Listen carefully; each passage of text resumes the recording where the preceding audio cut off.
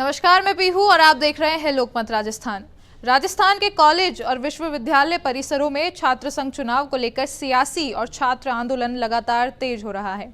बीते 2 वर्षों से छात्र संघ चुनाव स्थगित हैं, जिसकी शुरुआत 2023 में गहलोत सरकार के फैसले से हुई थी।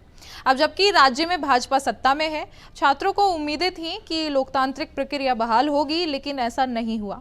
छात्र संगठनों, एनएसयूआई और एबीवीपी समेत कई विद्यार्थी समूह सड़कों पर उतर आए हैं। जोधपुर से जयपुर और कोटा तक प्रदर्शन हो रहे हैं। सवाल यह है कि क्या छात्र संघ चुनावों की वापसी होगी या यह मुद्दा भी सियासत की ही भेंट चढ़ जाएगा। राजस्थान के विश्वविद्यालय परिसरों में पिछले 2 वर्षों से छात्र संघ चुनाव नहीं हुए हैं। 2023 में तत्कालीन कांग्रेस सरकार ने यह कहते हुए चुनावों पर रोक लगाई थी कि चुनावों में बेतहाशा धन खर्च होता है, लिंग दोह समिति के नियमों का उल्लंघन और शैक्षणिक माहौल में अराजकता बढ़ रही है। उस समय मुख्यमंत्री अशोक गहलोत ने यहां तक कह दिया था कि छात्र संघ चुनाव अब विधानसभा और लोकसभा की तरह महंगे और अनुशासनहीन हो गए हैं। अब वहीं गहलोत चुनाव बहाली की मांग कर रहे हैं। इसी के साथ नागौर सांसद हनुमान बेनीवाल ने मुख्यमंत्री भजनलाल शर्मा से अपील की है कि छात्र संघ चुनाव तुरंत बहाल किए जाएं। लेकिन भाजपा सरकार भी अब तक इस मुद्दे पर ठोस कदम उठाने से बचती रही है, जिससे छात्र संगठनों का गुस्सा और असंतोष लगातार बढ़ रहा है। राज्य के 15 प्रमुख विश्वविद्यालयों में छात्र संघ चुनाव लंबित है, जिनमें राजस्थान यूनिवर्सिटी, जय नारायण व्यास यूनिवर्सिटी, मोहनलाल सुखाड़िया यूनिवर्सिटी और एमबीएम यूनिवर्सिटी, हरिदेव जोशी पत्रकारिता विश्वविद्यालय और राष्ट्रीय विधि यूनिवर्सिटी जैसे संस्थान शामिल हैं। इनके अधीन करीब 300 निजी और 50 से अधिक सरकारी कॉलेजों में भी 2023-24 में चुनाव नहीं कराए गए। 2024 में उच्च शिक्षा विभाग ने चुनाव शेड्यूल जारी किया था, लेकिन अंतिम नोटिफिकेशन नहीं आया।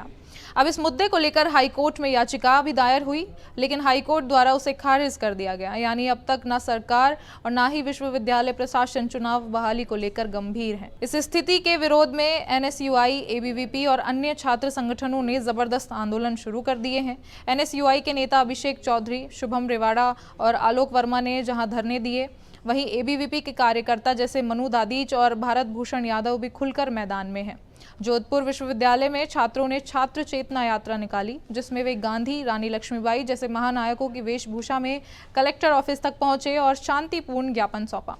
वहीं जयपुर में छात्रों ने पूर्व मुख्यमंत्री अशोक गहलोत, केंद्रीय मंत्री गजेंद्र सिंह शेखावत और सांसद हनुमान बेनीवाल की कटआउट लेकर रैली निकाली और लोकतंत्र की विदाई यात्रा का आयोजन किया। कुछ छात्रों ने जल समाधि तक लेने का प्रदर्शन किया। उनका साफ कहना है कि छात्र संघ चुनाव युवाओं को लोकतांत्रिक प्रशिक्षण की पहली सीढ़ी है और उन्हें रोकना लोकतंत्र का गला घोटना है। उच्च शिक्षा विभाग का तर्क है कि चुनावों में करोड़ों रुपए खर्च होते हैं, जिसमें शैक्षणिक प्रक्रिया बाधित होती है। साथ ही दाखिले और सेमेस्टर परीक्षाएं भी इस दौरान होती हैं, जिससे तकनीकी दिक्कतें आती हैं। अधिकारियों का यह भी कहना है कि छात्र राजनीति में अब धनबल और बाहुबल का बोलाबाला है, जो लिंग दोह समिति की आत्मा के खिलाफ है। वहीं छात्रों का दावा है कि यह सब बहाने हैं।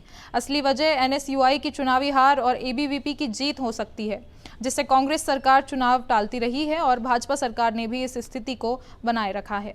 राजस्थान में छात्र संघ चुनाव को लेकर बनी असमंजस की स्थिति अब छात्रों की लोकतांत्रिक आकांक्षाओं पर ठुकराघात बनती जा रही है। 2 सरकारें बदलने के बावजूद छात्र संघ चुनाव बहाल न होना दर्शाता है कि छात्रों की आवाज को सियासत में गंभीरता से नहीं लिया जा रहा। क्या अब छात्र संघ चुनाव लोकतंत्र का प्रशिक्षण है या अराजकता का मंच, यह तय करना सरकार का काम है, लेकिन देरी अब छात्रों के धैर्य को तोड़ रही है। ऐसी तमाम राजनीतिक खबरों और अपडेट्स के लिए देखते रहिए लोकमत राजस्थान।